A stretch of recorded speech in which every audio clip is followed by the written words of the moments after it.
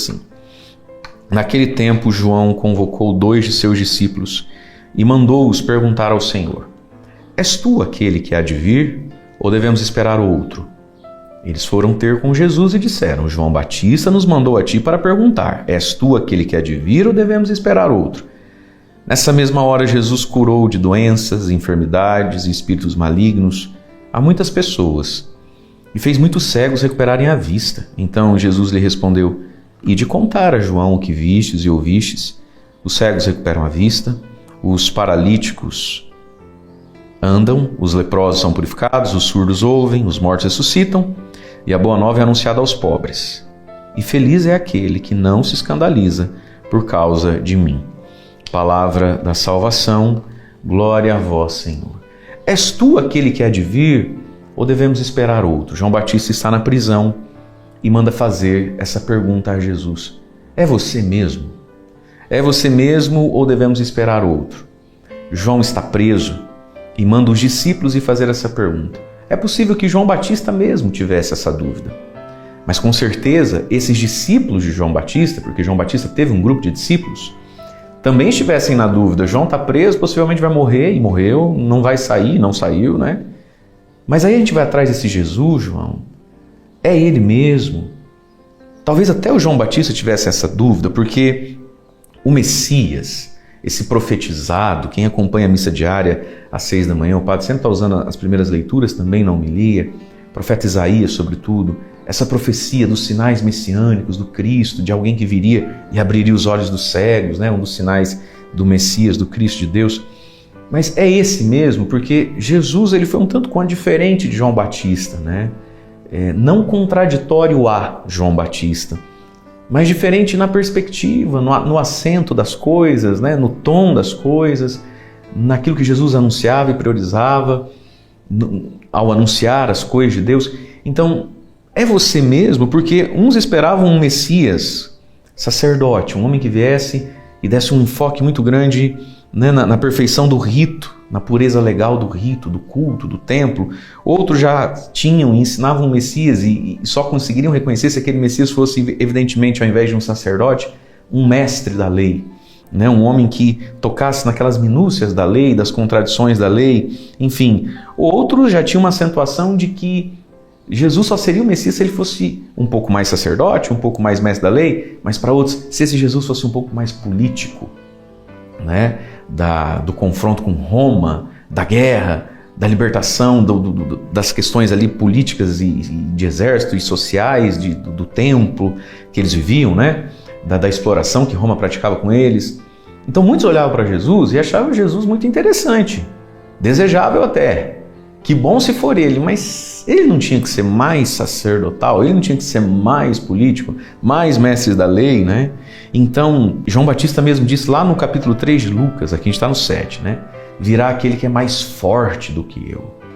E às vezes parecia que talvez Jesus não fosse mais forte do que o próprio João Batista, né?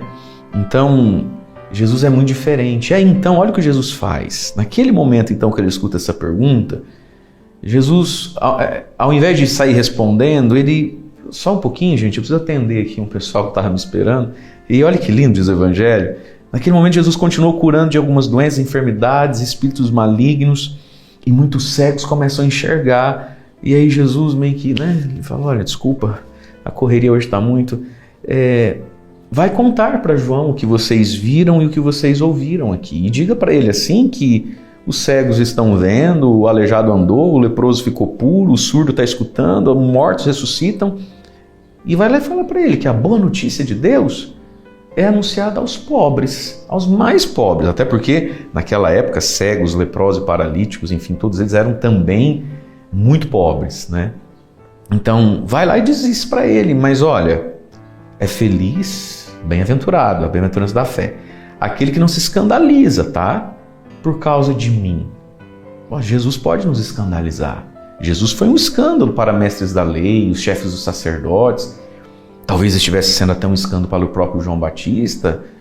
Um Jesus que na hora de, como dizia João, né, o machado está no pé da raiz, vai cortar e tacar fogo.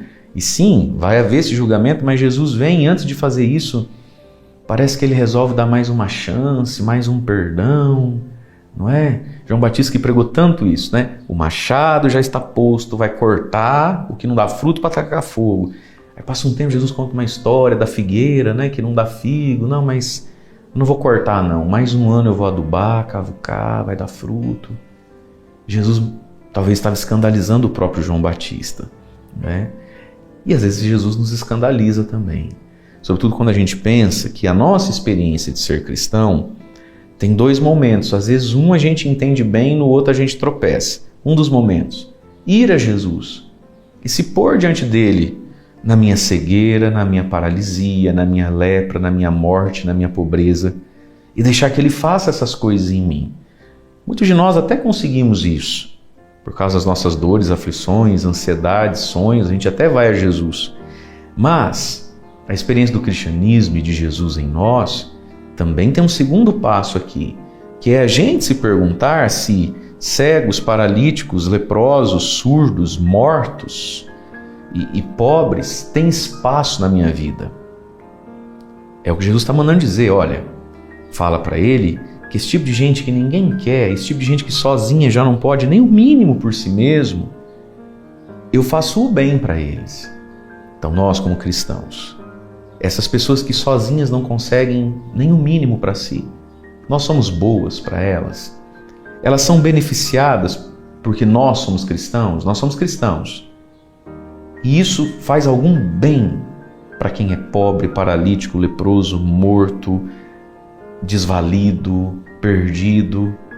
Às vezes é escandalizante a gente pensar que nós precisamos ser para esses, porque é mais fácil apontar o dedo para esses e mandar que eles se virem, que eles se levantem, que eles se resolvam, que eles sigam, que eles melhorem, ou terceirizar a solução disso tudo para alguma coisa, para alguém que não seja nós mesmos. Isso pode ser escandalizante. Jesus está dizendo, feliz, bem-aventurado, quem não se escandaliza com aquilo que o cristianismo é, de fato, em essência. E aí a resposta é essa, não. Não precisamos esperar outro. És tu, Jesus, aquele que devia vir. Veio e há de vir nesse Natal também. Deus abençoe você. Em nome do Pai, do Filho e do Espírito Santo. Amém. Você quer evangelizar alguém hoje? Se inscreva em nosso canal e ative o sininho.